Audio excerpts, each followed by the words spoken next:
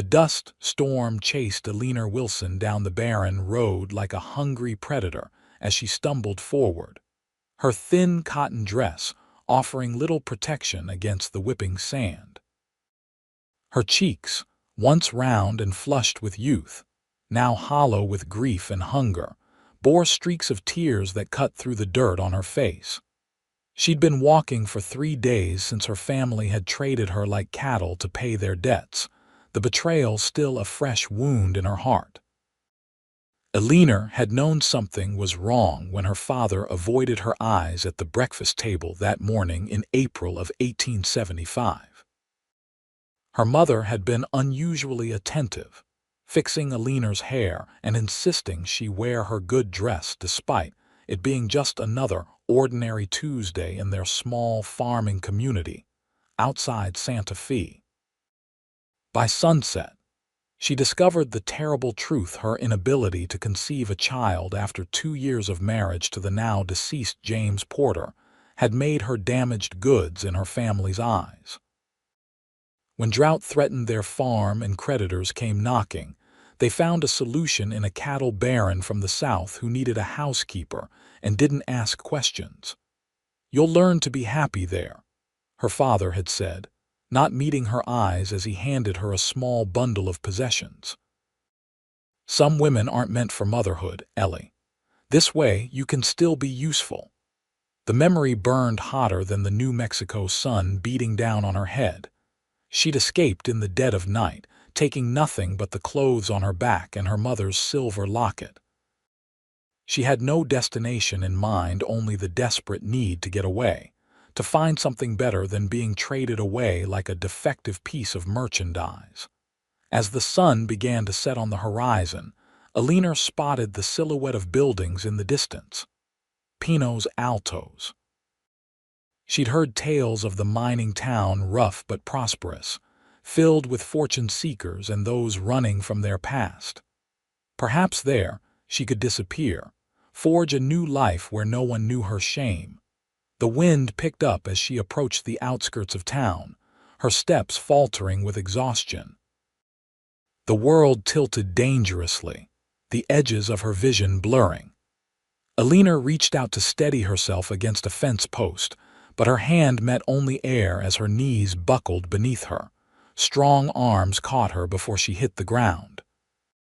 Through the haze of exhaustion, she glimpsed a weathered face beneath the brim of a dusty hat, concerned blue eyes examining her with startling intensity. "Easy there, miss," came a deep voice, steady and calm amid her panic. "I've got you." Alina tried to respond, to thank this stranger for his kindness, but the words wouldn't come. The last thing she saw before darkness claimed her was the stranger lifting her into his arms with surprising gentleness for such a rugged-looking man. When Alina opened her eyes again, she found herself in an unfamiliar room. Rough-hewn wooden walls surrounded her, and she lay atop a simple but clean bed. A patchwork quilt covered her, and her shoes had been removed and placed neatly beside the door. "You're awake," came that same deep voice from before. Alina startled, her gaze darting to a corner of the room where a man sat in a rocking chair, a book open in his hands. He was tall, she could tell even as he sat, with broad shoulders that strained against his simple cotton shirt. His face was tanned from the sun, with lines at the corners of his eyes that spoke of both laughter and hardship. Dark hair, too long to be fashionable, curled slightly at his collar. "Who are you?" Alina managed, her voice raspy with thirst. "Where am I?" The man stood, setting his book aside, and poured water from a pitcher into a cup. "Name's Henry Turner," he said, approaching and offering her the water. "You're at my ranch about 2 miles outside of Pinos Altos. Found you collapsing on the road when I was heading back from town." Alina took the cup with trembling hands, suddenly aware of how vulnerable she was. Alone in a stranger's home, miles from anywhere, with no one who knew where she was. Yet something in the man's steady gaze reassured her. He made no move to come closer, maintaining a respectful distance. "Thank you," she said after taking a long drink. "I'm Alina Wilson." "You've been out for nearly a day," Henry said, his tone matter-of-fact but not unkind. "Doc Jenkins stopped by, said you were suffering from exhaustion and dehydration, but nothing that food and rest won't fix." Alina clutched the cup tighter. "I can't pay for a doctor." A hint of a smile crossed Henry's face. "Doc owes me a favor, helped him wrangle a particularly ornery mare last spring." He studied her for a moment. "If you don't mind my asking, Miss Wilson, what were you doing out there alone? These roads aren't safe for a woman traveling by herself." Alina lowered her gaze. "I was leaving a bad situation." Something in her tone must have conveyed the gravity of her circumstances, because Henry simply nodded. "Well, you're welcome to stay here until you're back on your feet. My housekeeper, Mrs. Abernathy, has been looking after you. She'll bring some food up shortly." "I wouldn't want to impose. It's no imposition," he interrupted gently. "Ranch this size, one more mouth to feed won't make a difference." Before Alina could respond, the door opened, and an older woman with silver-streaked hair pulled into a tight bun entered, carrying a tray. Her face was lined with age, but her eyes were sharp and assessing as they took in Alina's conscious state. "Ah, you're awake, child," she said, her voice carrying a slight Irish lilt. "Good. I've brought you some stew and cornbread. You need to put some meat back on those bones." "Mrs. Abernathy," Henry said, "this is Miss Alina Wilson." The older woman set the tray on a small table beside the bed. "Pleased to meet you, Miss Wilson, though I wish it were under better circumstances." "Thank you for your kindness," Alina replied, the simple courtesy feeling foreign after days of desperate flight. "I'll leave you to your meal," Henry said, moving toward the door. "Mrs. Abernathy can help you with anything you need. We can talk more when you're feeling stronger." After he left, Mrs. Abernathy helped Alina sit up against the pillows and place the tray on her lap. The stew was rich and hearty, with chunks of beef, potatoes, and carrots swimming in a savory broth. Alina hadn't realized how hungry she was until the first spoonful touched her lips. "Mr. Turner seems like a good man," Alina ventured between bites. Mrs. Abernathy's face softened. "That he is. Been working for him 5 years now, since my Albert passed. Never raised his voice, never complained when I needed time to visit my daughter when she had her babies." She straightened the quilt across Alina's legs. "He's respected in these parts, built this ranch from nothing after the war." "He fought in the war?" Alina asked, curious despite herself. "Cavalry. Doesn't talk about it much." Mrs. Abernathy's expression grew somber. "Lost his wife and infant son to fever while he was away fighting. Came west afterward, like many did, looking for a fresh start." Alina's heart constricted at the thought of such loss. To have a child, only to lose it and a wife as well. No wonder there was a shadow behind the rancher's eyes, a gravity to his demeanor that spoke of old sorrows. "I'm sorry to hear that," she said quietly. "Life's been hard on that man, but he's never let it embitter him," Mrs. Abernathy replied. "Now enough talk. You need to eat and rest." For the next 3 days, Alina did little but sleep and eat. Her body, pushed beyond its limits during her desperate flight, demanded recovery time. Mrs. Abernathy proved a kind if brisk caretaker, bringing meals, fresh clothing borrowed from her own daughter's wardrobe, and occasional news from the ranch. Henry kept his distance, only checking in briefly each evening to inquire after her health. Alina found herself oddly looking forward to these short visits, appreciating his quiet manner and the respect with which he treated her, never pushing for details she wasn't ready to share, never making her feel indebted for his assistance. On the 4th morning, Alina woke feeling truly rested for the first time. Sunlight streamed through the small window, casting golden patterns across the wooden floor.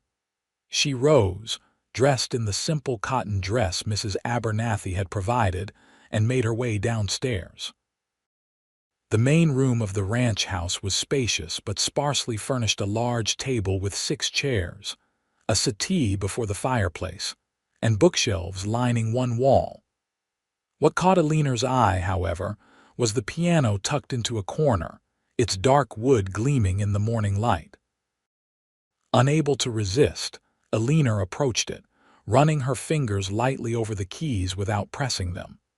Music had been her solace growing up, the one thing her mother had insisted she learn despite her father's protests about the expense. "You play." She turned to find Henry standing in the doorway, his tall frame silhouetted against the bright light outside. He wore work clothes, a simple shirt with the sleeves rolled up, revealing muscled forearms, and denim trousers tucked into worn boots. A leather vest completed his attire. "I used to," Alina admitted. "My mother taught me."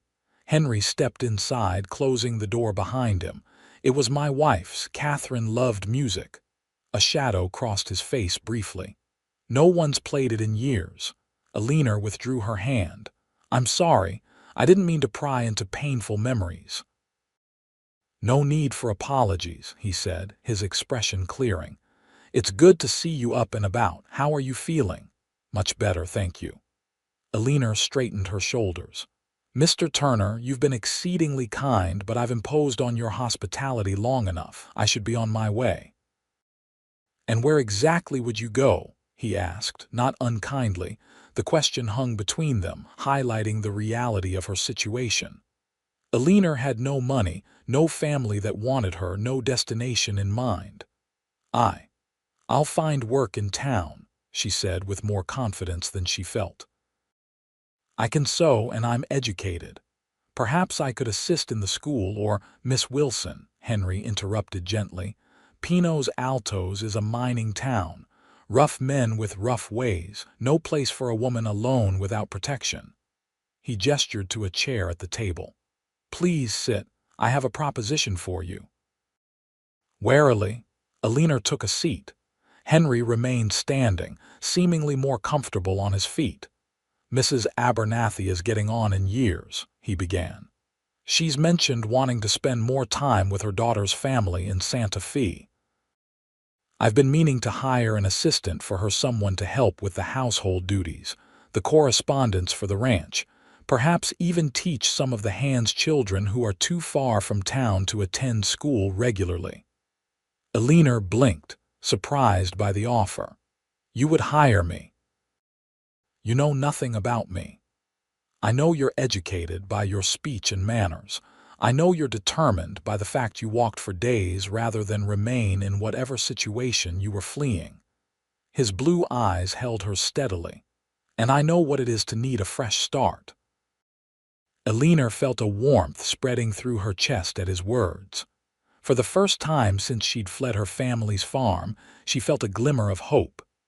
"The position includes room and board, plus a small salary," Henry continued. "You'd have your own quarters in the house, separate from mine, of course. Mrs. Abernathy would remain as chaperone, so your reputation would be protected." It was more consideration than her own father had shown, selling her off without concern for her welfare or dignity. Alina swallowed hard against the lump forming in her throat. "I would be very grateful for such an opportunity, Mr. Turner," she said, her voice barely above a whisper. A small smile touched his lips. "Good. You can start whenever you feel strong enough." He turned to leave, then paused. "And Miss Wilson? The piano, feel free to play at any time. Music shouldn't be left silent." With that, he was gone, the door closing softly behind him. Alina sat at the table, overwhelmed by the unexpected turn of events. For the first time in months, she felt something like peace. That evening, after helping Mrs. Abernathy prepare supper, Alina found herself alone in the main room.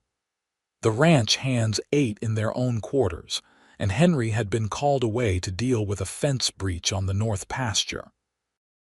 Through the window, she could see the sun setting over the distant mountains, painting the sky in brilliant oranges and purples. Almost without conscious thought, she drifted to the piano. Sitting on the bench, she positioned her fingers on the keys, testing them with a gentle press. The notes rang clear and true. The instrument had been kept in tune despite going unplayed. Elena began with a simple melody, one her mother had taught her when she was just a girl. The familiar notes filled the room, hesitant at first but growing more confident as muscle memory returned. She lost herself in the music, letting it wash away the pain and uncertainty of recent weeks. She didn't notice Henry's return until the final notes faded. Looking up, she found him standing in the doorway, his expression unreadable in the dimming light. "I'm sorry," she said quickly, rising from the bench. "I shouldn't have, please," he said, his voice rough with emotion. "Don't apologize. It's been too long since this house had music in it." Elena slowly sat back down, watching as Henry moved to light the oil lamp on the table. In the warm glow, she could see the weariness in his face, the dust from the day's work still clinging to his clothes. "Would you like me to play something else?" she offered. He nodded, settling into a chair near the fireplace. "If you wouldn't mind." Elena turned back to the keys and began a gentle nocturne, her fingers finding their way through the familiar patterns. As she played, she felt something shift in the atmosphere of the room, a softening, as though the music was reaching places long closed off. When she finished, she turned to find Henry with his eyes closed, his head resting against the back of the chair. "That was beautiful," he said quietly, opening his eyes to look at her. "Catherine used to play that piece." "Your wife had excellent taste," Elena said softly. "Mrs. Abernathy told me about her, and your son. I'm truly sorry for your loss." Henry's jaw tightened briefly. "It was a long time ago, 15 years this June." "Some wounds never fully heal," Elena offered. "They just become part of who we are." His eyes met hers, a flash of recognition in their depths. "You speak from experience." It wasn't a question, but Elena found herself wanting to answer anyway. This man had offered her safety and purpose when she had nothing. Perhaps she owed him some measure of truth in return. "My husband died last year," she began hesitantly, "thrown from a horse. We'd been married 2 years and—" She swallowed hard. "And there were no children. The doctor said there never would be. Something wrong with me." Henry's expression remained neutral, but his eyes were kind. "And your family?" Elena looked down at her hands, still resting on the piano keys. "They saw no value in a daughter who couldn't fulfill her purpose. When the drought came and money grew tight, they found someone willing to take me off their hands. A cattle baron needed a housekeeper and other services." She couldn't bring herself to look up, shame burning hot in her cheeks. To her surprise, Henry didn't respond with platitudes or awkward silence. Instead, his voice, when it came, held a controlled anger that made her look up in surprise. "Your family had no right," he said, each word precise and measured. "No right to treat you as property, to punish you for something beyond your control." The vehemence in his tone startled her. "It's not uncommon," she said quietly. "A woman's worth is measured by her ability to bear children." "By fools, perhaps," Henry replied, his expression fierce. "Children aren't everything, Miss Wilson. They're a blessing when they come, but their absence doesn't diminish a person's value." His words struck Elena with unexpected force. All her life, she'd been taught that motherhood was a woman's highest calling, her primary purpose. To hear a man, especially one who had lost his own child, speak so definitively against such beliefs was disorienting. "My wife couldn't have more children after our son," Henry continued, his voice softening. "The birth was difficult, left her damaged inside. The doctor told us trying again would kill her." A sad smile touched his lips. Catherine was worth 1,000 children to me. I never once regretted choosing her over the possibility of more sons or daughters. Eleanor felt tears gathering in her eyes. Your wife was fortunate to have such a husband. No, he corrected gently. I was fortunate to have her for whatever time we had. He rose from his chair. It's growing late. I should let you rest. Eleanor nodded, suddenly aware of how intimate their conversation had become. Good night, Mr. Turner, and thank you for everything. He paused at the door. Henry, he said, if we're to work together, you might as well use my given name. Henry, she repeated softly. Then you must call me Eleanor. A small smile curved his lips. Good night, Eleanor. After he left, Eleanor remained at the piano, her fingers tracing the keys without pressing them. His words echoed in her mind. Children aren't everything. Such a simple statement, yet it contradicted everything she'd been raised to believe about a woman's purpose. For the first time since the doctor had delivered his verdict on her barrenness, Eleanor felt something other than shame when she thought of her condition. Not acceptance. Not yet, but perhaps the first tentative step toward it. Spring gave way to early summer as Eleanor settled into life at the Turner Ranch. The work was demanding but satisfying, bringing order to the household accounts that had languished under Henry's haphazard care, assisting Mrs. Abernathy with the cooking and cleaning, and most rewardingly, teaching the ranch hands' children 3 afternoons a week.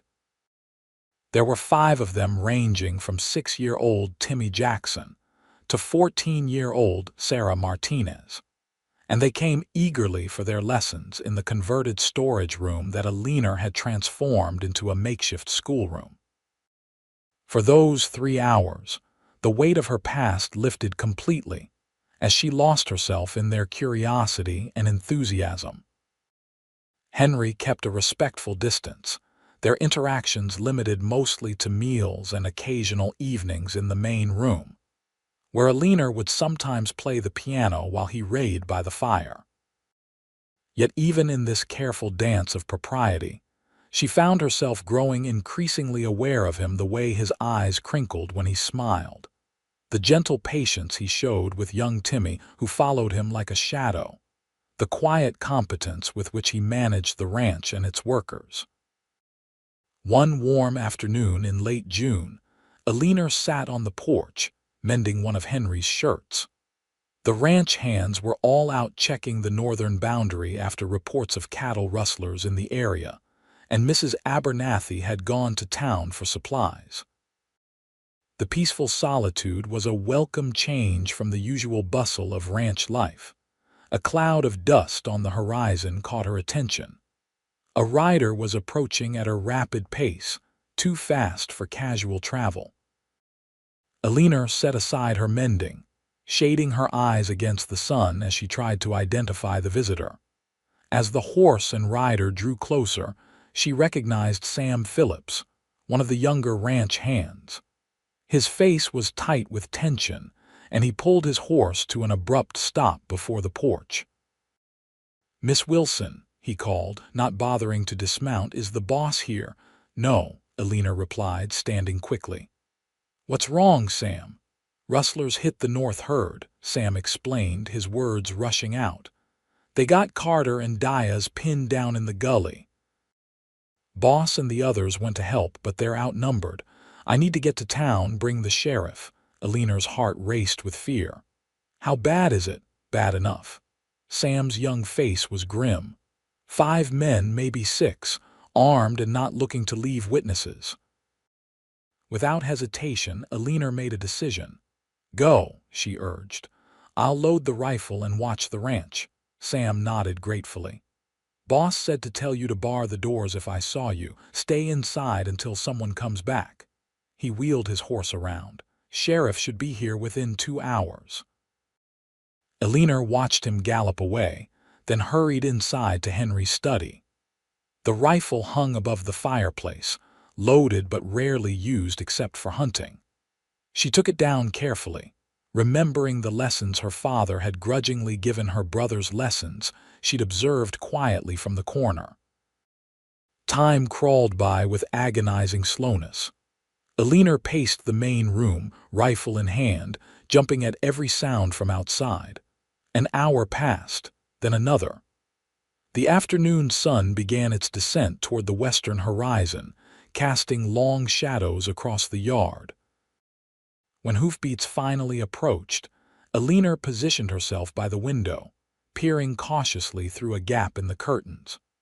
Relief flooded her as she recognized Henry's tall figure slumped in the saddle, followed by several of the ranch hands. She rushed to the door, throwing it open as Henry dismounted stiffly. It was only as he turned toward the house that she saw the blood-stained bandana wrapped around his left arm. "You're hurt," she gasped, hurrying down the steps. Henry's face was drawn with exhaustion, but he managed a tired smile. "It's just a graze. Looks worse than it is." Alina wasn't convinced. "Come inside. Let me look at it." To her surprise, he didn't argue, following her into the house while the other men led the horses to the stable. In the kitchen, Alina gathered clean cloths, a basin of water, and the bottle of whiskey Henry kept for medicinal purposes. "Sit," she instructed, gesturing to a kitchen chair, "and take off your shirt." A hint of amusement flickered in Henry's eyes despite his obvious pain. "Rather forward of you, Miss Wilson." Alina felt heat rise to her cheeks but kept her expression stern. "Don't be difficult, Mr. Turner. I need to see the wound." With a slight wince, Henry unbuttoned his shirt and carefully peeled it away from the makeshift bandage. Alina helped him ease the fabric over the wound, trying to ignore the distracting expanse of tanned skin and muscle now exposed to her view. The bullet had indeed only grazed his upper arm, but the gash was deep enough to need attention. Alina worked methodically, cleaning away the dirt and dried blood with gentle, efficient movements. "What happened?" she asked as she worked, partly to distract him from the pain, partly to distract herself from their unprecedented proximity. "Sam probably told you the basics," Henry replied, his voice steady despite the sting of the whiskey she poured over the wound. "Rustlers trying to drive off a section of the herd. They ambushed Carter and Diaz at the North Water Hole. Are they all right?" "Diaz took a bullet in the leg, but the doc says he'll keep it. Carter's unharmed." Henry's jaw tightened. "We lost 8 head of cattle and one of the rustlers lost his life. The others escaped, but the sheriff and his deputies are tracking them." Alina carefully wrapped a clean bandage around his arm, trying not to notice the warmth of his skin beneath her fingers. "And you could have been killed, but I wasn't." His eyes caught hers, something unreadable in their blue depths. "I heard you loaded the rifle."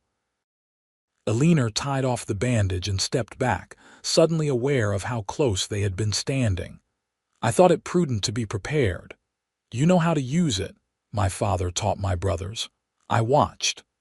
She began gathering the soiled cloths needing to occupy her hands. "Not that he thought I'd ever need such knowledge. A woman's place was in the kitchen, not defending the homestead." "Your father," Henry said carefully, "seems to have had many misguided notions about a woman's place."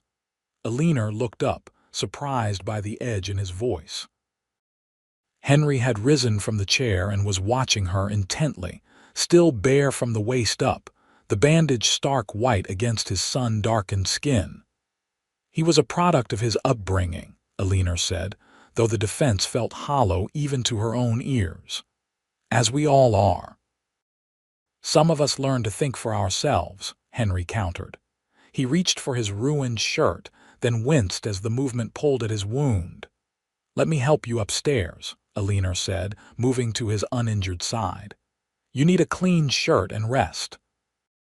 She meant only to steady him, but as her hand touched his bare waist, something electric passed between them. Henry went still, his eyes meeting hers with an intensity that made her breath catch. For one dizzying moment, Alina thought he might kiss her. Instead, he stepped carefully away, restoring the proper distance between them. "Thank you for tending to me," he said, his voice rougher than before. "I can manage the stairs." Alina nodded, dropping her gaze. "Of course, I'll prepare some supper for when the men return." She busied herself at the stove, listening to his footsteps on the stairs, her heart pounding with an emotion she wasn't ready to name. The incident with the rustlers changed something between them, though neither acknowledged it directly. Henry's wound healed cleanly, leaving only a thin scar as evidence of how close he'd come to more serious injury. Life at the ranch returned to its usual rhythms, yet Alina found herself increasingly aware of Henry's presence, the sound of his footsteps, the timbre of his voice, the way his gaze often found hers across a room. July brought stifling heat, and the annual Founders' Day celebration in Pinos Altos. Alina had been at the ranch for nearly 3 months by then, long enough to have established herself as a respected member of the household. When Henry suggested they all attend the festivities, it seemed natural that Alina would accompany them. Mrs. Abernathy helped her prepare, lending her a blue calico dress that had belonged to her daughter. "It brings out your eyes," the older woman said approvingly as Alina twirled before the small mirror in her room, "and fits you better than my Sarah. She's always been plumper than you, even before her babies." Alina smoothed her hands over the fabric, surprised by her own excitement. It had been so long since she'd attended any social gathering, not since before James's death. The prospect of music, dancing, and conversation beyond the ranch's borders filled her with nervous anticipation. Henry waited for them in the yard, the buckboard cleaned and polished for the occasion. He traded his usual work clothes for a proper suit, a bit outdated in its cut, but well-maintained. His dark hair was neatly combed, his face freshly shaved. He looked younger somehow, the habitual gravity of his expression lightened by the festive atmosphere. His eyes widened slightly when he saw Alina in her borrowed finery, a reaction that sent a surprising flutter through her stomach. "Miss Wilson," he said, offering his hand to help her into the buckboard. "You look lovely." "Thank you," she replied, suddenly shy under his appreciative gaze. "You clean up rather well yourself, Mr. Turner." A smile tugged at the corner of his mouth as he helped Mrs. Abernathy up beside her. High praise indeed. The drive to town was pleasant, the three of them sharing the seat of the buckboard while several of the ranch hands followed on horseback. Alina found herself enjoying the simple pleasure of the outing, the warm summer air carrying the scent of sage and pine from the surrounding hills. Pinos Altos was transformed for the celebration. Bunting in red, white, and blue draped the storefronts, and tables lined the main street laden with food for the communal feast. A platform had been erected at one end of the street for dancing, with local musicians tuning their instruments as they prepared to play. Henry secured the horses, then offered Alina his arm. "Shall we join the festivities?" With Mrs. Abernathy following at a discreet distance, they made their way through the crowded street. Alina was conscious of the curious glances directed their way. Henry Turner was evidently a figure of some note in the community, and his appearance with an unknown woman caused ripples of interest. Henry Turner. "About time you showed your face in town for something other than business." A portly man with impressive side whiskers approached, clapping Henry on the shoulder. His friendly eyes turned curious as he noted Alina. "Mayor Blackwood," Henry greeted him. "May I present Miss Alina Wilson, who has been assisting Mrs. Abernathy at the ranch these past months." "Alina, this is Mayor William Blackwood." "A pleasure, Miss Wilson," the mayor said, executing a slightly pompous bow. "Any friend of Henry's is welcome in Pinos Altos." "Thank you, Mayor," Alina replied with a polite smile. "Your town has organized a lovely celebration. Indeed, indeed. And you must both participate in the dancing. It's about to begin." The mayor glanced meaningfully between them. Henry hasn't attended a dance since, well, in quite some time. An awkward silence followed the mayor's tactless allusion to Henry's widowed state. Alina felt Henry stiffen beside her, though his expression remained politely neutral. "Perhaps later, Mayor," Henry said smoothly. "I promised Miss Wilson a tour of the town first." As they moved away, Alina could feel the weight of the mayor's speculative gaze following them. "I apologize for the mayor's presumption," Henry said quietly. "Small towns breed curiosity, and I'm afraid my solitary habits have made any change in routine a subject of interest." "There's no need to apologize," Alina assured him. "I'm grateful for the invitation to join today's celebration, regardless of any gossip it might generate." Henry's expression softened. "You've been isolated at the ranch. I thought you might enjoy the chance to socialize beyond our small circle." The thoughtfulness of the gesture touched Alina deeply. This man who owed her nothing consistently considered her well-being and happiness. "I do," she said simply, her hand resting lightly on his arm. "Thank you." The rest of the afternoon passed in pleasant conversation and sampling of the town's culinary offerings. Alina was introduced to so many people that the names and faces began to blur together, though all were welcoming. Henry remained attentive at her side, his quiet presence a reassuring anchor amid the unfamiliar surroundings. As dusk approached, lanterns were lit around the dance platform, and the musicians struck up a lively tune. Couples began to gather, the women's colorful skirts swirling as they took their positions. "Would you care to dance?" Henry asked, surprising Alina with the invitation. From what Mrs. Abernathy had told her, Henry rarely participated in such activities. "I'd be delighted," she replied, unable to keep the pleasure from her voice. He led her to the platform, his hand warm and steady at the small of her back. When he turned to face her, taking her hand in his and placing his other hand at her waist, Alina felt a jolt of awareness that had nothing to do with the public setting. The music began, a waltz that swept them into its rhythm. Henry proved to be a capable dancer, guiding her smoothly through the steps. Alina, who had always enjoyed dancing but had few opportunities since her marriage, found herself relaxing into the familiar patterns. "You dance well," Henry observed, his eyes never leaving her face. "As do you," she replied. "A skill developed during your time back east." A shadow of old memories crossed his face. "Catherine insisted I learn before we were married. Said she wouldn't have a husband who couldn't escort her properly at social functions." Rather than dampening the moment, the mention of his wife felt natural, a part of the man he was. Alina found herself curious rather than uncomfortable. "She sounds like a woman who knew her own mind," she said with a smile. She was. His expression turned thoughtful. "You would have liked her, I think, and she would have approved of how you've brought music back to the house." The simple statement held such acceptance of her presence in his life, in the home he had shared with his first wife, that Alina felt a lump form in her throat. "I'm glad," she managed to say. They completed the dance in companionable silence, the music wrapping around them like a private cocoon despite the crowded platform. When the final notes faded, Alina was almost surprised to find herself still surrounded by others.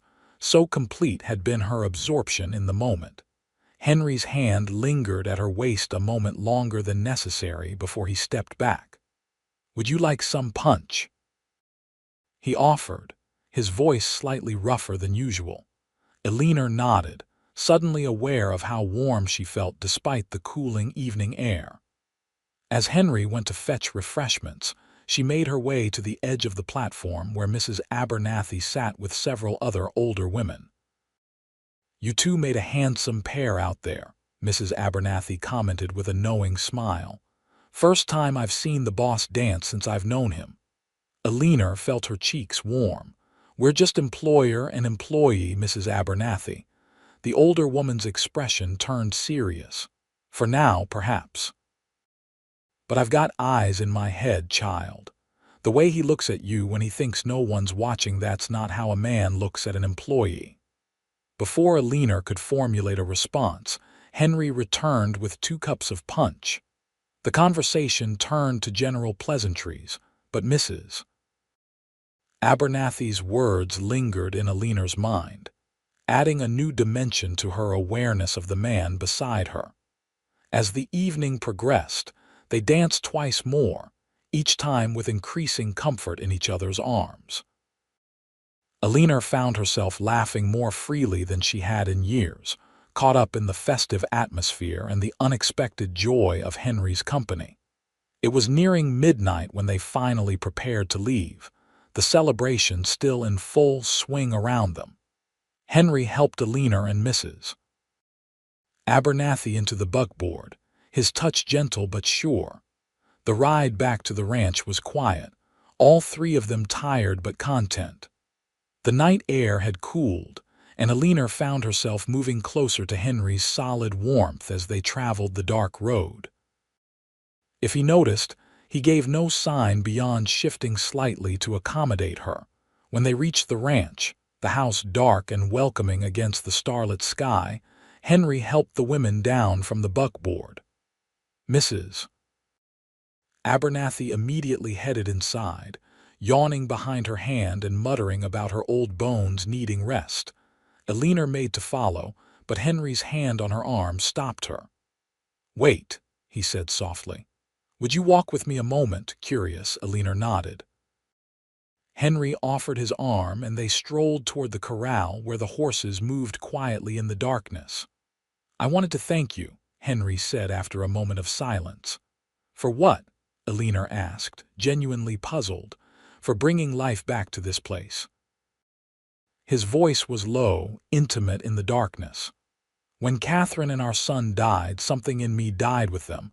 I built this ranch, made it successful, but it was just existing, not living." Alina's heart ached at the raw honesty in his words. "Henry, let me finish," he said gently. "Since you came, there's been music again. Laughter. The children you teach look forward to their lessons like Christmas morning. The men respect you for your kindness and your strength." He turned to face her, his features barely visible in the starlight. "What I'm trying to say, poorly, is that you've made a difference here. To everyone. To me."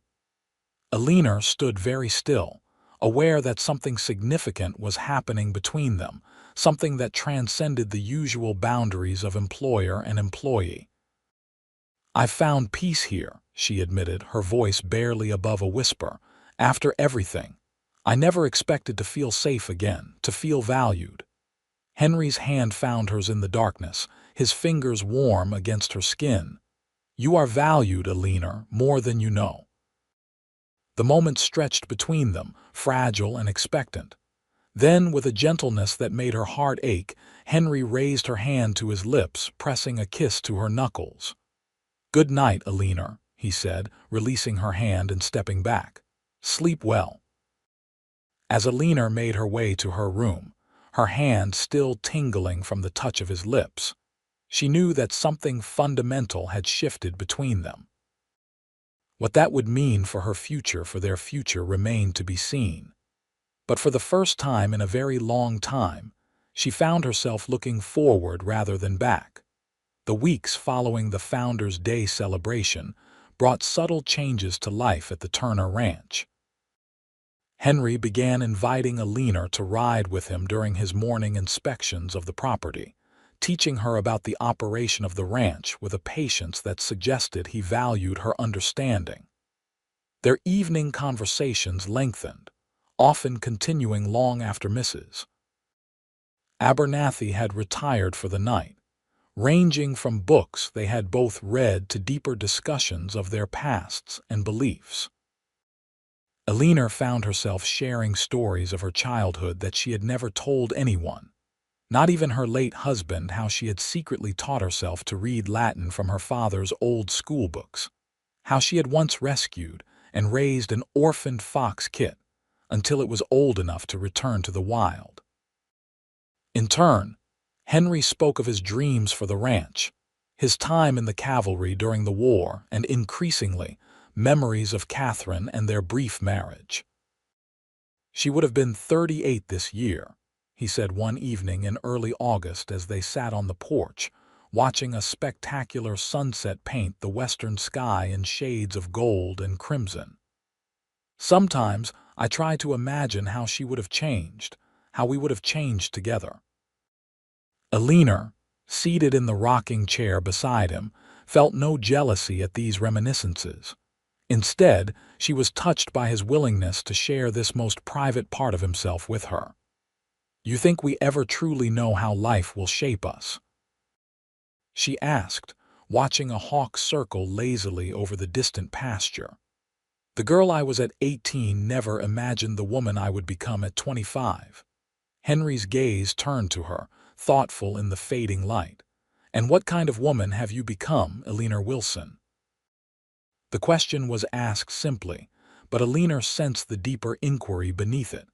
She considered her answer carefully, rocking gently as the first stars appeared in the eastern sky. "A stronger one, I think," she finally said. "One who knows her own worth isn't tied to what others expect of her." She smiled faintly.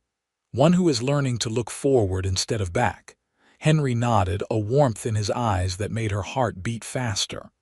"I've noticed that about you, your resilience. It's remarkable." The compliment warmed her more than it should have.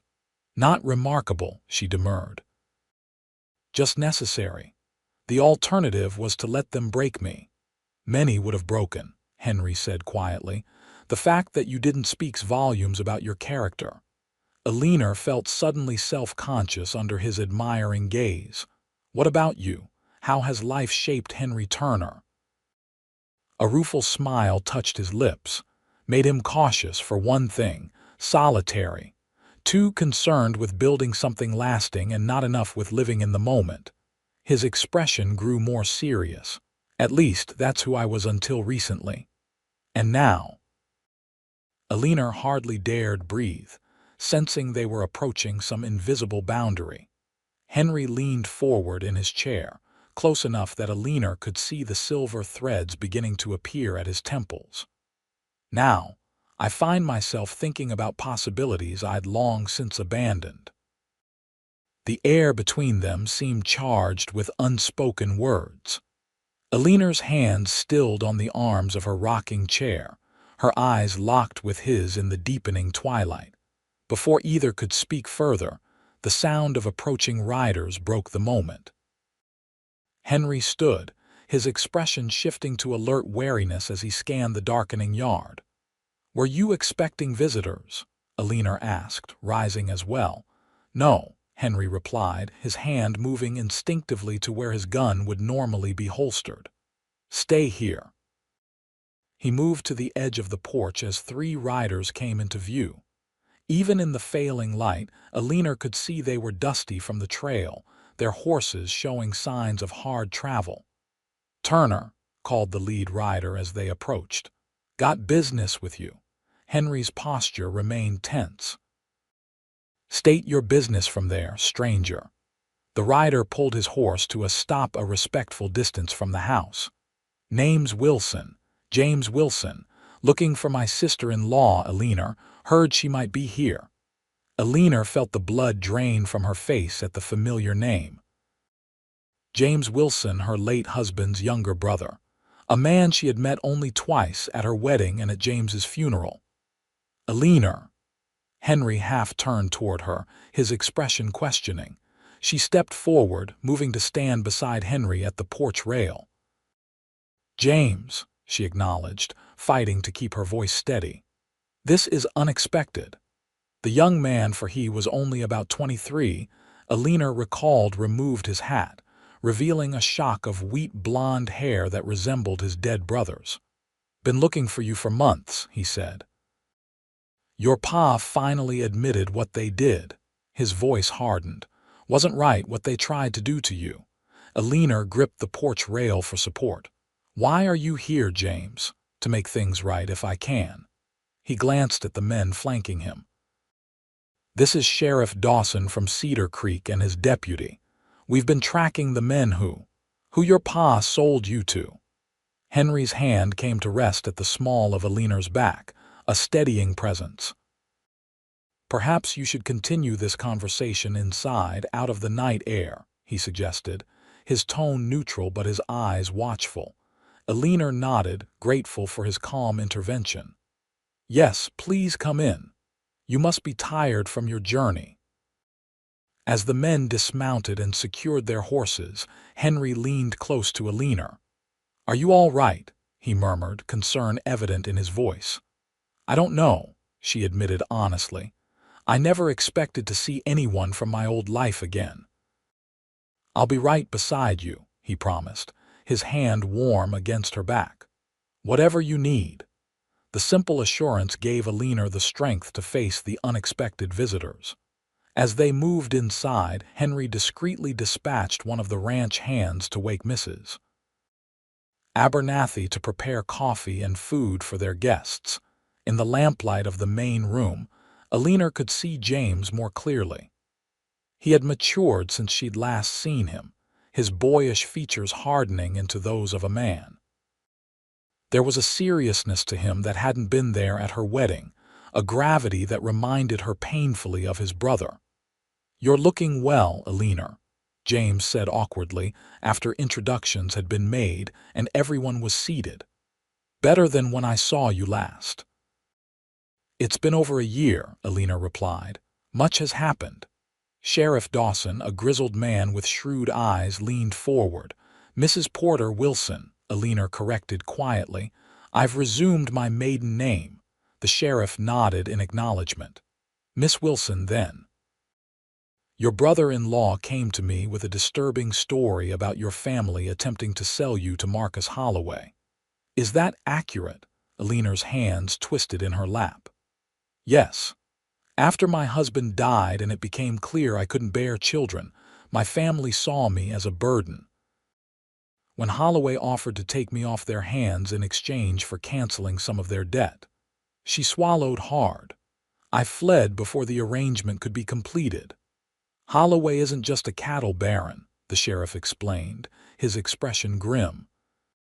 "He's been trafficking women for years, sending them to houses of ill repute across the territory. We've been building a case against him, but witnesses tend to disappear." Horror washed over Alina as she realized how much worse her fate might have been. "I had no idea," she whispered. "I just knew I couldn't bear to be treated as property." Henry's jaw tightened, though his voice remained level when he spoke. "How does this concern Alina now? She's safe here, established a new life." James Wilson shifted uncomfortably. "Holloway's been looking for her.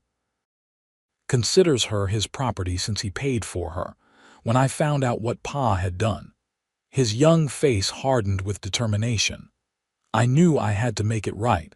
Found the sheriff, told him everything I knew about Holloway's operation." "Which was considerable," the sheriff added. "Young Wilson here has helped us track down 3 of Holloway's associates. But Holloway himself remains elusive, and we have reason to believe he hasn't given up on finding you, Miss Wilson." Alina felt a chill run through her despite the warm evening. "What exactly are you suggesting, Sheriff?" "We need your testimony to strengthen our case against Holloway," the lawman said bluntly. "And in the meantime, you may be in danger here. Holloway has men all through this territory. It's only a matter of time before someone recognizes you and reports back to him." "No." Henry's refusal was immediate and firm. "Alina has already suffered enough because of this man. I won't have her used as bait." "With all due respect, Mr. Turner," the sheriff replied, "this isn't your decision to make. It's mine." Alina said quietly, drawing all eyes to her. And I need time to consider what you're asking. James leaned forward earnestly. Alina, I know we were never close, but James would want me to protect you. He loved you so much. His voice broke slightly on the words. Let me do this for both of you. The mention of her late husband stirred complicated emotions in Alina's heart. She had loved James Porter in her way, though their marriage had been more one of convenience than passion. His death had grieved her, but it had also freed her from the increasing pressure to produce the heir he desperately wanted. We'll stay in Pino's Altos tonight, the sheriff said, recognizing her need for time. Think on it, Miss Wilson. We'll return tomorrow for your answer. After the men departed for town, escorted by one of the ranch hands, Alina remained seated in the main room, her mind whirling with the implications of their visit. Henry dismissed Mrs. Abernathy for the night, then returned to sit beside Alina on the settee. You don't have to do this, he said softly. Whatever you decide, I'll support you, but don't feel obligated to put yourself at risk. Alina looked up at him, touched by his concern. If what the sheriff says is true, I'm already at risk. And how many other women might suffer if Holloway isn't stopped? That's not your burden to bear, Henry insisted. Isn't it? Alina stood, moving to the window to gaze out at the starlit yard. All my life I've let others determine my path. My father, my husband, even my family when they tried to sell me. She turned back to face Henry. This is my chance to make a choice that matters, to help others even at cost to myself. Henry rose and crossed to her, his expression troubled. I admire your courage, Alina, I always have. But the thought of you in danger. The naked concern in his voice made her heart constrict. Alina reached up, touching his cheek gently. I'm not without protection, am I? I have you. Henry captured her hand, pressing it more firmly against his face before turning to place a kiss in her palm. The intimate gesture sent a shiver through Alina. Yes, he said, his voice rough with emotion. You have me, for whatever that's worth. It's worth everything, she whispered. Their eyes held for a long, charged moment.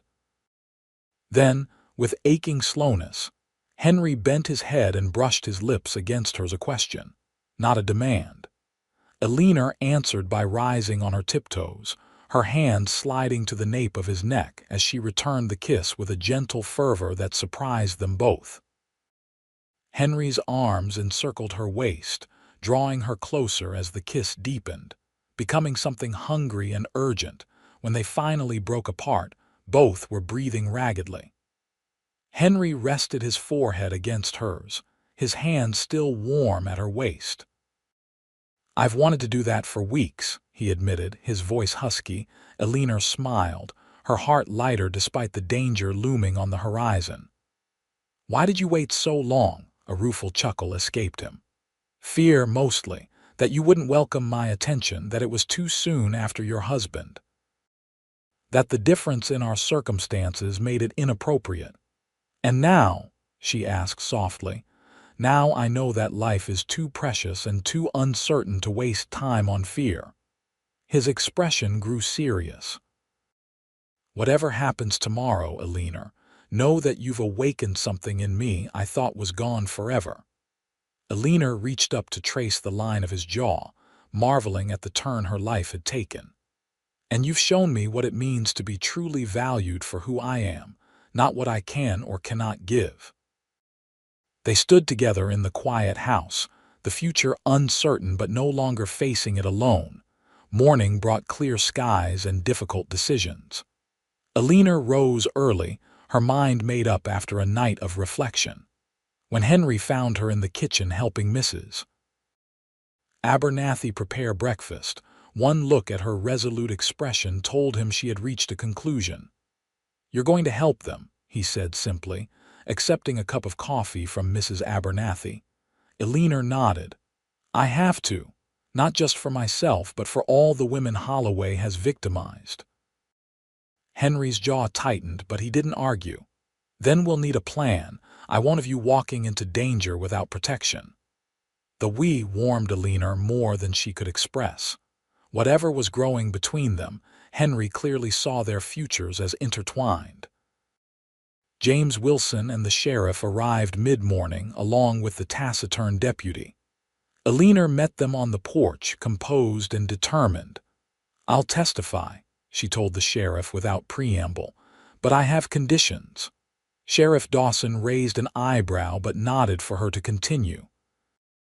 "I won't leave the ranch until it's time for the trial," Alina stated firmly.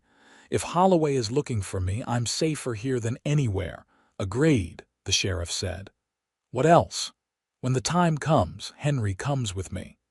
She glanced at the rancher standing supportively at her shoulder. "I trust him with my life." James frowned slightly at this evidence of Alina's attachment to the rancher, but the sheriff merely nodded again. "Reasonable enough. Anything else?" Alina took a deep breath. "Yes.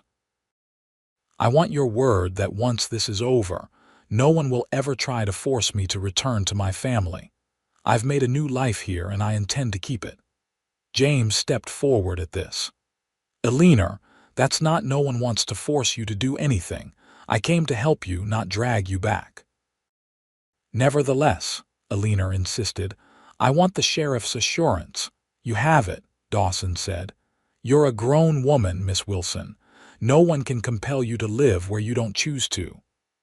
With the terms agreed upon, the sheriff outlined his plan. He would spread word through certain channels that Alina had been spotted in Santa Fe, hoping to draw Holloway out. Meanwhile, he would continue gathering evidence and witnesses for the trial, which he expected would occur within a month. "Keep your eyes open," he warned as they prepared to leave. "Holloway has friends everywhere. Trust no strangers." After the visitors departed, Henry insisted on increasing security around the ranch. 2 men would patrol the boundaries at all times, and no one would ride out alone. The ranch hands, loyal to Henry and protective of Alina, readily agreed to the new precautions. Life settled into a new routine, one shadowed by the constant awareness of potential danger. Yet despite this, or perhaps because of it, Alina and Henry grew closer. Their stolen moments together became precious islands of normalcy amid the tension. One evening, as they sat on the porch after supper, Henry took Alina's hand in his expression uncharacteristically hesitant. "There's something I need to ask you," he began, "and I know the timing isn't ideal with everything that's happening, but—" Alina's heart quickened at his serious tone. "What is it? When this is over, when Holloway is behind bars and you're truly safe?" He paused, seeming to gather his courage. "Would you consider staying here, not as my employee but as my wife?" Though she had begun to hope for such an outcome, the actual proposal still took Alina's breath away. "Henry, are you certain? You know I can't give you children." His expression softened as he brought her hand to his lips. "I told you once before, Alina, children aren't everything. You are everything: your strength, your kindness, your music, your laughter." He smiled gently. "Besides, there are plenty of children in this world who need homes. If we decide we want a family, there are other ways to build one." Tears pricked at Alina's eyes, not of sorrow but of overwhelming joy. "Yes," she whispered. "Yes, I would be honored to be your wife." Henry's smile was radiant as he pulled her into his arms, sealing their promise with a kiss that spoke of hope and possibility, and a future neither had dared imagine for themselves. They agreed to keep their engagement private until after the trial, not wanting to provide Holloway with any additional incentive to target the ranch. Only Mrs. Abernathy was informed, and the older woman's tearful blessing touched them both deeply. "About time," she said, wiping her eyes with her apron. "Been watching you 2 dance around each other for months." 2 weeks passed in relative peace. the ranch's increased vigilance seemingly effective in deterring any unwelcome visitors. Alina continued her teaching and household duties, finding comfort in the routine even as she prepared mentally for the ordeal ahead. The attack, when it came, was not the frontal assault they had feared but a more insidious threat. It began with smoke, detected by one of the hands during the pre-dawn patrol. A fire had been set in the dry brush at the eastern edge of the property, strategically placed to draw attention and manpower away from the main house. Henry organized a response team immediately, sending most of the available men to contain the blaze before it could spread to the grazing lands. Alina watched from the porch as they rode out, Henry giving her final instructions before he joined them. "Bar the doors behind me," he told her, checking his pistol one last time. "Mrs. Abernathy knows where the shotgun is kept. Don't open for anyone you don't recognize." Alina nodded, fighting down her fear. "Be careful." He kissed her quickly, then mounted his horse and led the men toward the growing column of smoke visible against the lightening sky. Alina did as instructed, securing the house, and then helping Mrs. Abernathy prepare coffee and food for the men when they returned. They worked in tense silence, ears straining for any unusual sounds. The knock, when it came, was so normal-sounding that Alina nearly opened the door without thinking. A man's voice called from the porch, "Hello, anyone home? My wagon broke down on the road. Need some help." Alina exchanged a glance with Mrs. Abernathy, who shook her head slightly. Moving quietly to the window, Alina peered through a gap in the curtains. A well-dressed man stood on the porch, his appearance respectable enough, clean-shaven, wearing a good suit despite the early hour. Behind him, she could see a wagon on the road, one wheel visibly damaged. Still, something felt wrong. Henry had warned her to expect trouble, and the coincidence of a stranger appearing just when most of the ranch hands were occupied with the fire seemed too convenient. "I'm sorry, sir," Alina called through the door, "but the men are all out fighting a fire. There's no one here who can help you at the moment." A pause, then. "Perhaps you could at least offer some water. It's a hot morning and I've been walking for an hour." Mrs.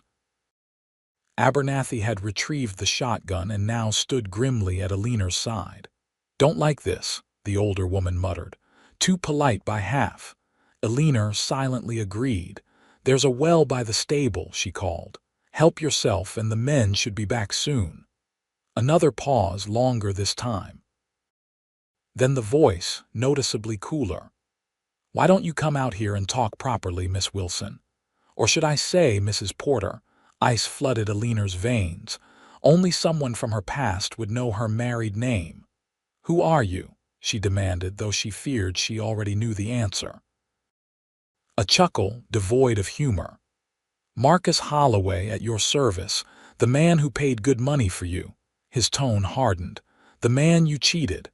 Mrs. Abernathy's knuckles whitened around the shotgun. "The back door," she whispered urgently. "Go now, child, I'll hold him here." Alina shook her head fiercely. "I won't leave you. Don't be foolish," the older woman hissed. "He wants you, not me. Go to the stable, get a horse.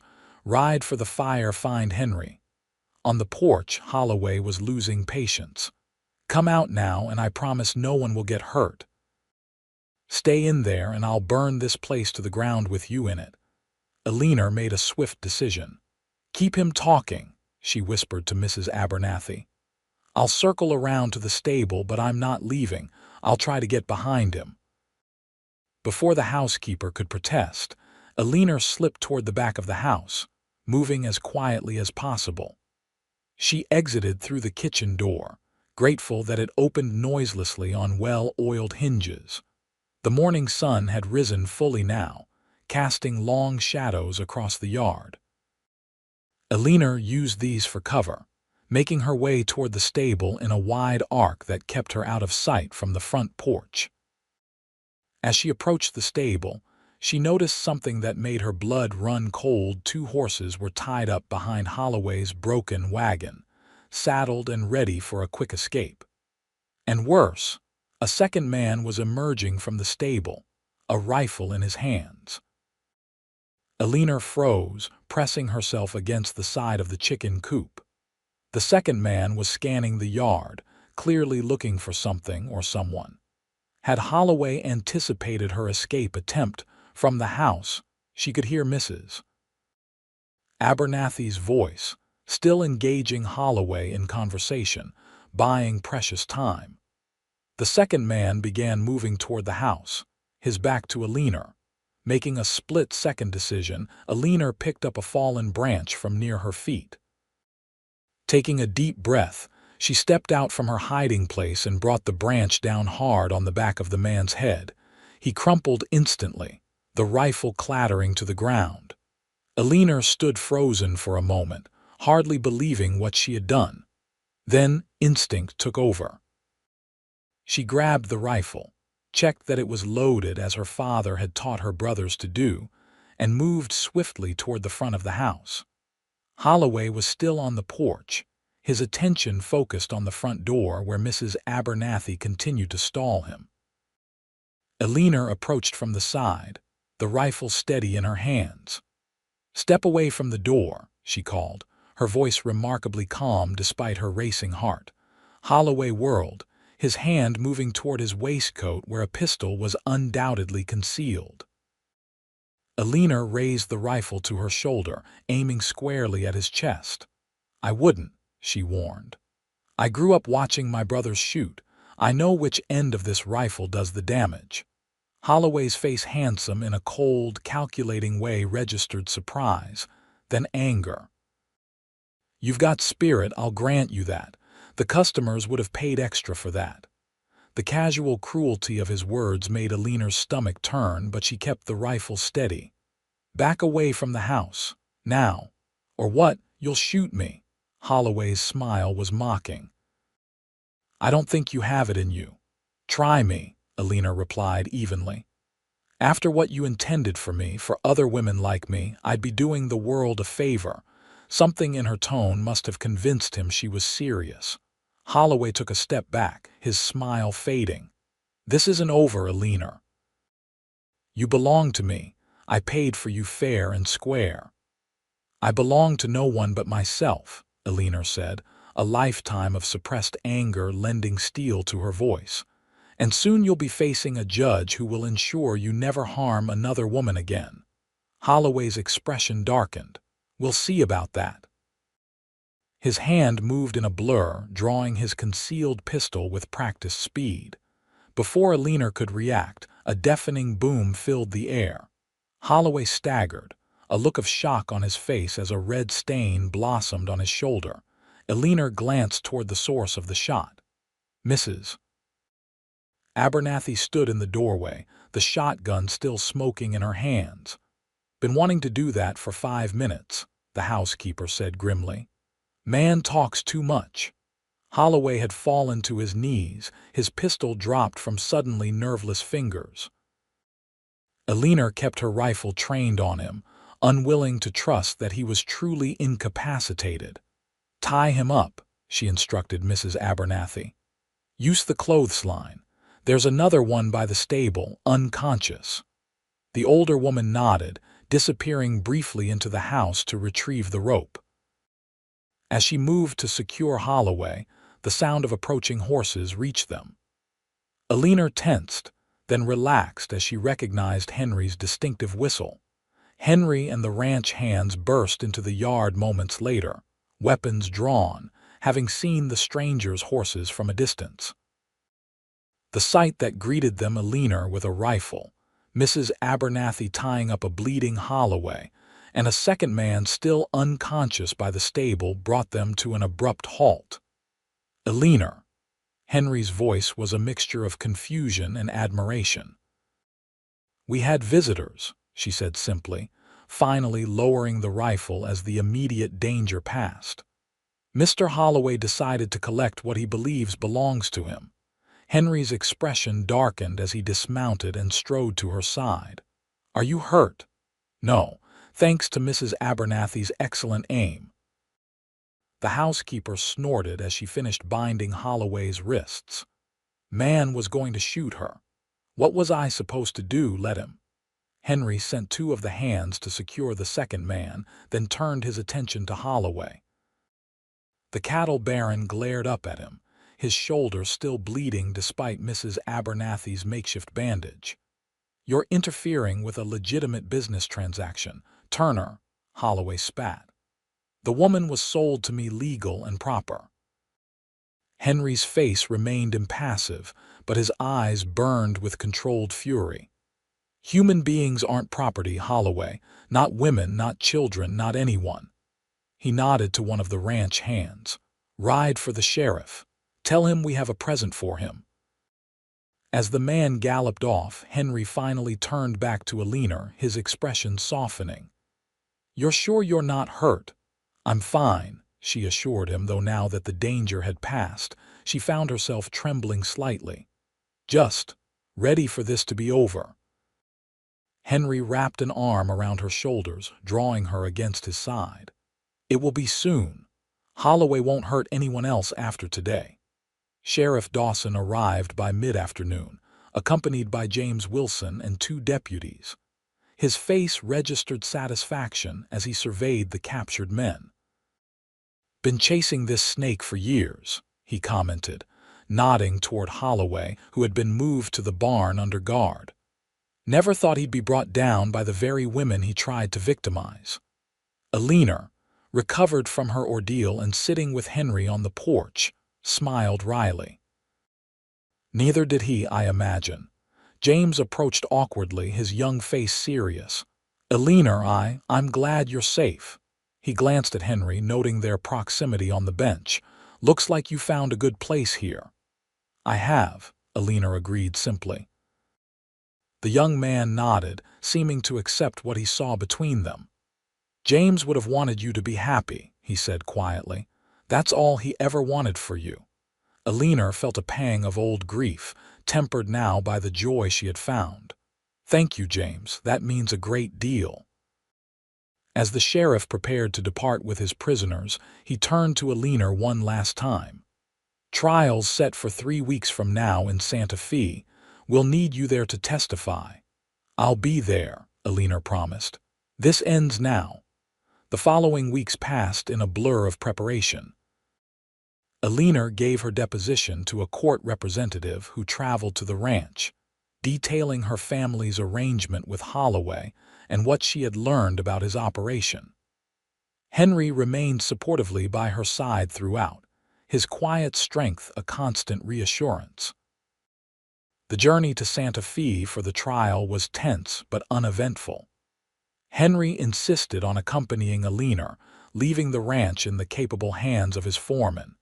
They stayed in a respectable hotel, separate rooms with Mrs. Abernathy as chaperone to preserve propriety, though their engagement was now openly acknowledged. The trial itself lasted 4 days. Alina testified clearly and calmly, her quiet dignity impressing the jury and spectators alike. Other witnesses came forward as well, women who had escaped Holloway's clutches, associates who turned evidence in exchange for leniency, even Alina's brother-in-law who testified about the transaction between her father and Holloway. On the final day, as the jury deliberated, Henry found Alina standing by the window of the courthouse anteroom, gazing out at the bustling streets of Santa Fe. Whatever happens, he said, coming to stand beside her, you've shown incredible courage. I'm proud of you. Alina turned to him, a small smile lifting the corners of her mouth. It feels strange, speaking openly of things my family considered shameful, my barrenness being sold like property, but there's a freedom in it too. The shame was never yours to bear, Henry said firmly. It belonged to those who failed to see your true worth. Before Alina could respond, the bailiff appeared at the door. The jury's back, he announced. They returned to the crowded courtroom, Henry's hand warm and supportive at the small of Alina's back. The verdict, when it came, was swift and unequivocal. Guilty on all counts. Holloway was sentenced to 20 years in the territorial prison, effectively ending his operation and securing justice for his many victims. As they left the courthouse, Alina felt a weight lift from her shoulders. It wasn't just Holloway's conviction, though that brought its own satisfaction. It was the knowledge that she had faced her past, stood her ground, and emerged stronger for it. "It's really over," she murmured as they descended the courthouse steps into the bright autumn sunshine. Henry squeezed her hand gently. "Not over," he corrected. "Just beginning." James Wilson approached as they reached the street, his expression both pleased and melancholy. "I'm heading back east tomorrow," he told Alina. "Thought I should say goodbye." "Thank you for everything you did," Alina said sincerely. "I know it couldn't have been easy going against your own family." James shook his head. "Family doesn't sell family what they did. It wasn't right." He glanced at Henry. "You'll take care of her," Henry nodded solemnly. "With my life." "Good." James hesitated, then pulled a small package from his pocket. "This was James's, found it among his things. Thought you might want it." Alina unwrapped the package to reveal a small silver pocket watch. "His grandfather's watch," she said softly, memories flooding back. "He treasured this. He'd want you to have it," James insisted. "Something to remember him by." Alina clutched the watch, touched by the gesture. "I'll cherish it." With one last nod to them both, James turned and walked away, a solitary figure against the bustling backdrop of Santa Fe. "Are you all right?" Henry asked gently as they watched him go. Alina considered the question seriously. "Yes," she finally said. "I think I am, ready to go home." Home. The word held new meaning now. Not the family farm where she'd grown up, nor the small house she'd shared briefly with James Porter. Home was the Turner Ranch, with its wide open spaces and the family she was building there. They were married 2 weeks after returning from Santa Fe.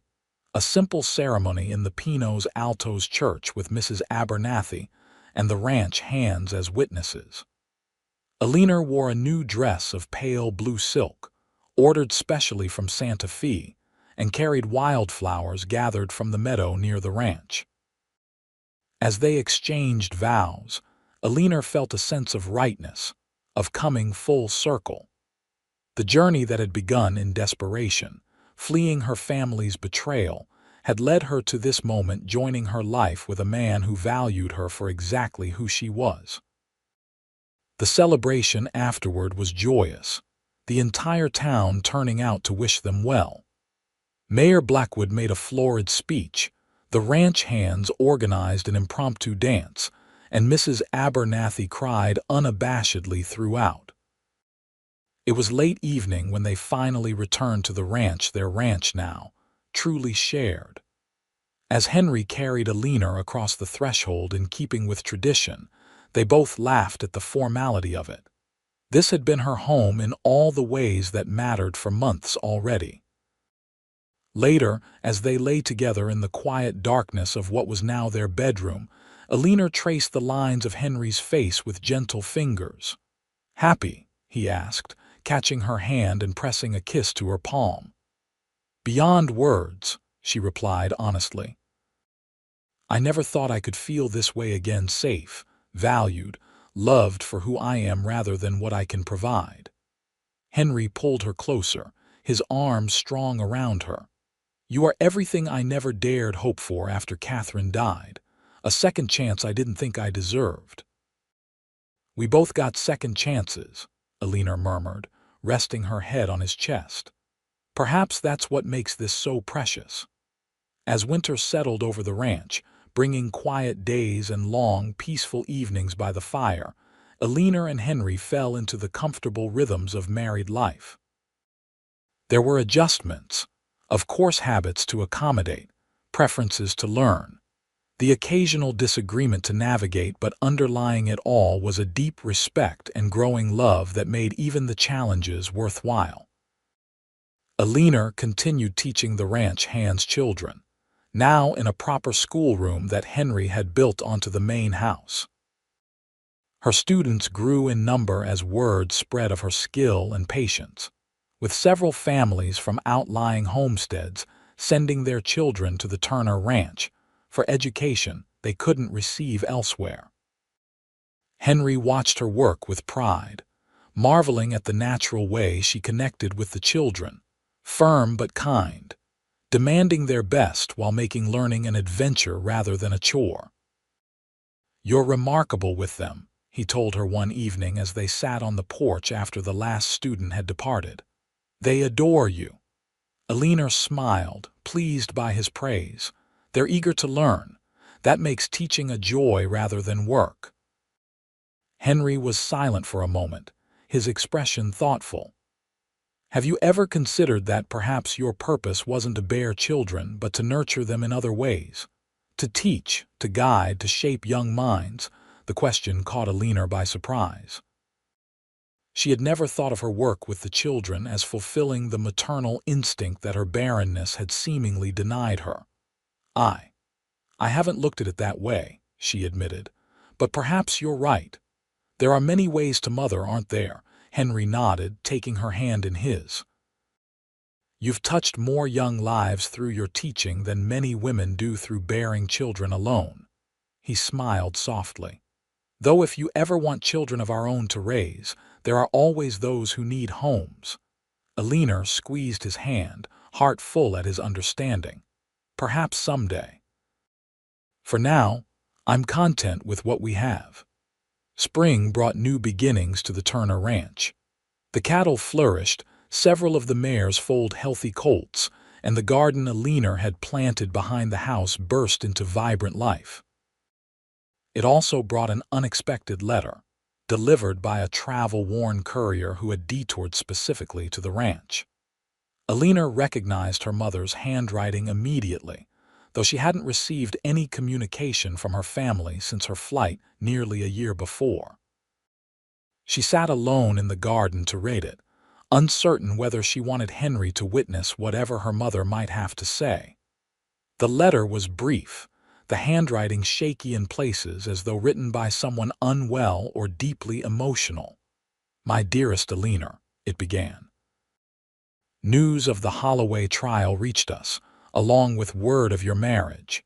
Your father refuses to speak of it, his pride still too wounded by the public revelation of his actions. But I cannot remain silent any longer. What we did to you was unforgivable.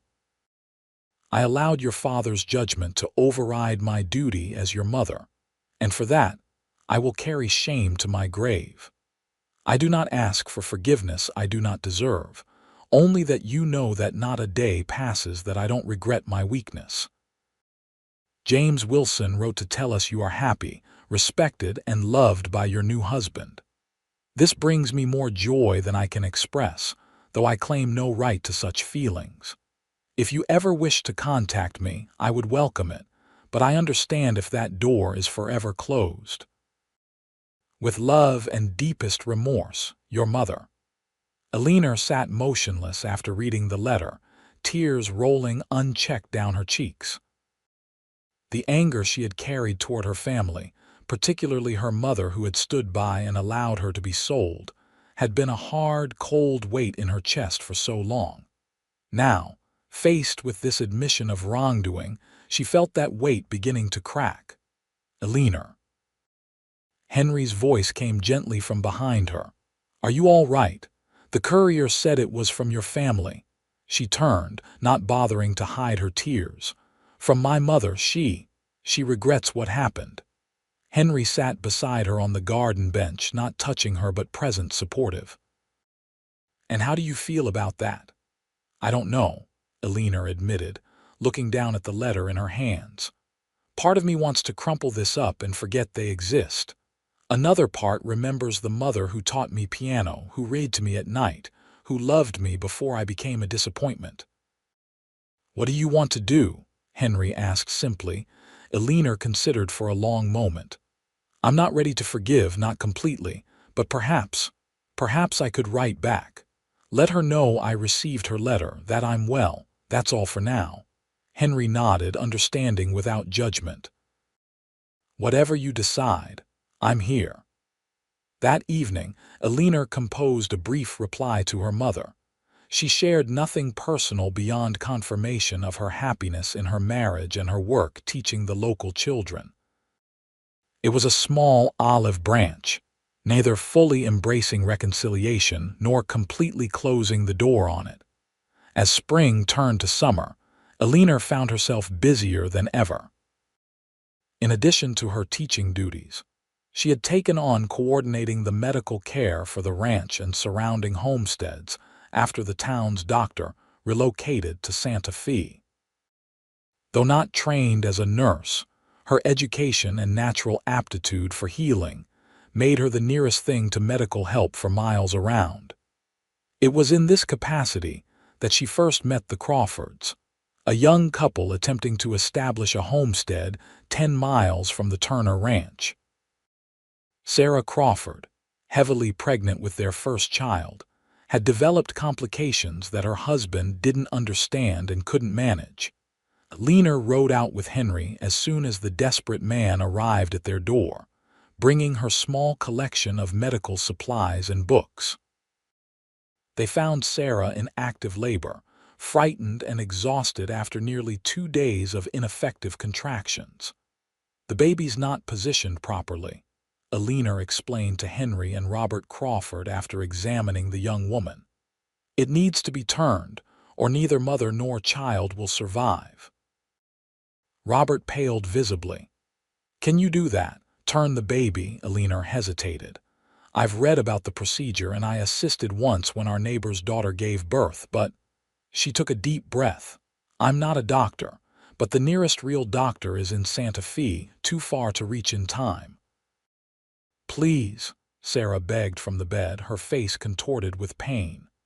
"Try, save my baby." Looking into the young woman's frightened eyes, Alina saw herself the desperation to bring forth life, the fear of failure. With a silent prayer, she nodded. "Henry, I'll need hot water, clean cloths, and the strongest whiskey Mr. Crawford has.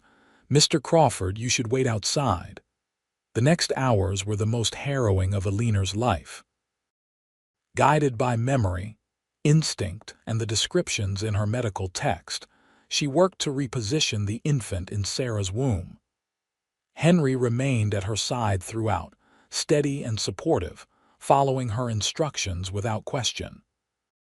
Just as dawn broke over the eastern horizon, the triumphant cry of a newborn filled the tiny homestead cabin. Alina, exhausted but elated, wrapped the squalling infant, a healthy boy, in a clean cloth and placed him in his mother's trembling arms.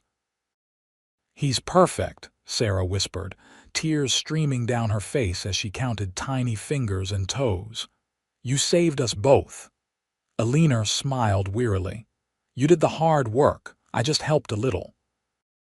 After ensuring mother and baby were stable and showing Robert how to care for them both, Alina and Henry began the ride home.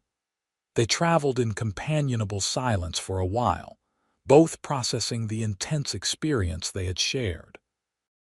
"You were amazing," Henry said finally, his voice filled with admiration.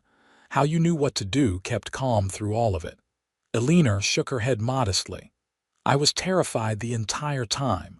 One wrong move and I could have lost them both." "But you didn't," Henry pointed out. "You saved 2 lives today." As they crested a hill, the ranch came into view in the distance, bathed in the golden light of early morning. Alina reined in her horse for a moment, overwhelmed by a sudden wave of emotion. "What is it?" Henry asked, concern evident in his voice as he stopped beside her. "I just realized something," Alina said softly. "All my life, I was taught that a woman's worth lay in her ability to bear children. When I discovered I couldn't, I believed myself worthless." Her gaze swept over the ranch, their home, and beyond to the scattered homesteads where her students lived, where she had tended minor illnesses and injuries, where today she had helped bring new life into the world. "But look at what I've done, what I continue to do," she continued, her voice strengthening. "I teach children who might otherwise go uneducated. I tend to the sick when no doctor is available. Today, I help deliver a child that might not have survived otherwise." Henry reached across the space between their horses to take her hand. "You create life in ways that go beyond the physical," he said, understanding immediately. "You nurture minds, heal bodies, build community." Alina squeezed his hand, feeling a profound sense of peace wash over her. "Children aren't everything," she echoed his words from months ago. "They're a blessing when they come, but their absence doesn't diminish a person's value." "No," Henry agreed, his eyes warm with love. "It never did." As they rode the final distance to their home, Alina felt a circle close the journey from shame to acceptance, from rejection to belonging, complete at last. She had been sold because she couldn't bear children, cast aside as damaged and worthless.